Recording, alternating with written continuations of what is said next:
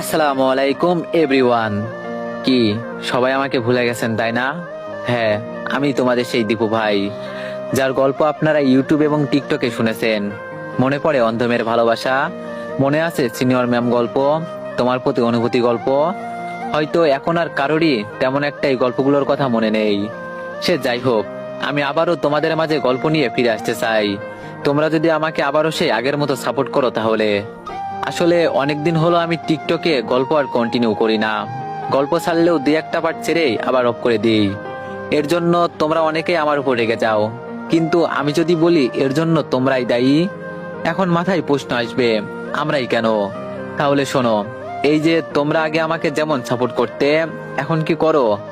আগে তোমাদের যদি 5,000 কপি লিঙ্ক টার্গেট দিতাম, তাহলে তোমরা তা 2-3 ঘন্টার ভিতরেই পূরণ করে দিতে।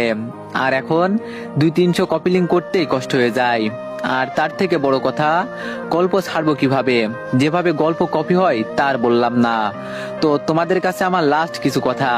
আমার আইডির অবস্থা ভালো না, 15-20K ভিউ হয়েই আটকে যাচ্ছে। তোমরা যদি বেশি বেশি করে কপি লিঙ্ক করে দাও, তাহলেই হয়তো আমার আইডিটা ঠিক হতে পারে।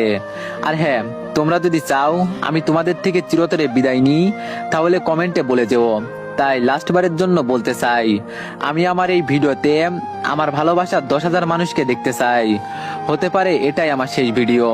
যদি এই ভিডিওতে 10,000 কপি লিঙ্ক হয়, তাহলে আমি বুঝে নিব তোমরা আমাকে আবারও গল্পের জগতে চাও। আর না হলে